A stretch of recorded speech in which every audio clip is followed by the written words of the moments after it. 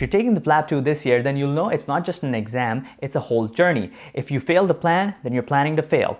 I've gone over the top 5 mistakes that I think candidates have been making when they take their PLAB 2 exam, link in the description and the top right hand corner here. But today, I'm going to talk to you about how you can plan your PLAB 2 journey effectively. So without further ado, let's begin. First up, let's look at what the process overall entails. So you need to first book the exam, book a PLAB 2 academy, book your accommodation, have a clinical elective, and apply for the standard visitor visa. Now you'll notice optional written before PLAB 2 academy and clinical elective. That's because they're not mandatory to complete the journey, but I would think of them as a strong recommendation instead of an optional one. So let's use the imaginary example of IMG Bob to help us work through how to plan our PLAB 2 journeys.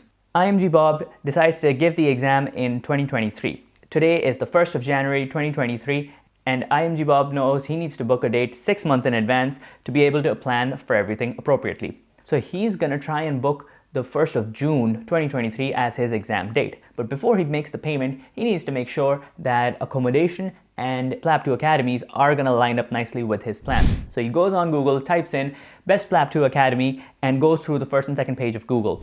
He checks the prices and dates of the academy and checks if one is beginning 6 weeks before his exam. He then goes on to read the reviews on Facebook and YouTube and all other places about the academy he's thinking of joining. He doesn't stop there, he goes the extra mile and tracks down a person who's recently taken the academy, because IMG Bob knows what was good 2 years ago might not necessarily be good this year. So now IMG Bob is sold on Academy XYZ, not a real academy. Any resemblance to real academies is completely coincidental. The academy is gonna begin 6 weeks before the exam.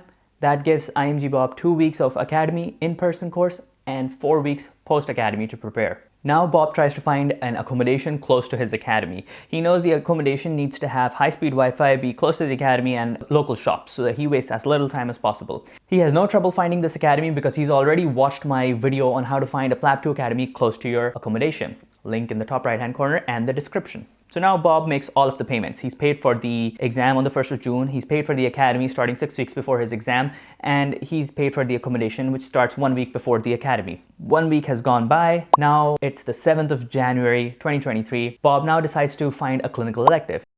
He spends 2 weeks searching for an elective but has no luck. While he was looking for a clinical elective, in the background he was also gathering evidence and documents that he would need for his standard visitor visa application. So now it's the 21st of January 2023. Bob knows now he's within that 3-month window of his academy starting, so he decides to apply for the standard visitor visa. The whole application process takes him 2 weeks to complete, and now he's waiting on a decision to come back. While he waits, he continues to try and find a clinical elective.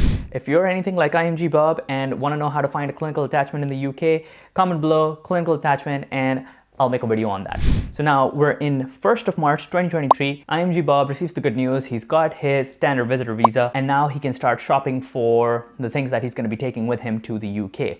Again, in the background, he's still trying to find a clinical elective, but still is not having any luck. Fast forward, 7th of April, IMG Bob flies to the UK. His academy is about to start on the 15th of April. And he's in the UK on the 7th of April, just so that he's able to acclimatize to the surrounding area, get settled in, unpack. He now spends 2 weeks attending the in-person course, and now he has 4 weeks to practice with other candidates before his exam. It's the 1st of June 2023. IMG Bob has taken his exam. He doesn't go back home yet. He decides to move in with a friend for a few weeks and try and find a clinical elective. And he has some luck. One of the places responds and they say he can get started on the 1st of July. IMG Bob already had all the necessary documents and the vaccinations that he needed to start work in the UK. Again, if you want to know what they are, comment clinical attachment and I'll make a whole video about all the details that you need to know for a clinical attachment. 1st of July begins his elective, does it for 4 weeks. On the 1st of August, comes back home. So today, IMG Bob receives the good news. He's passed the PLAB 2 exam. Now he can get full GMC registration. And once he starts applying for jobs, he's going to be able to highlight the fact that he knows how the NHS works because he's had a month-long clinical attachment in the UK. Plus, he's got a recommendation from a GMC registered consultant.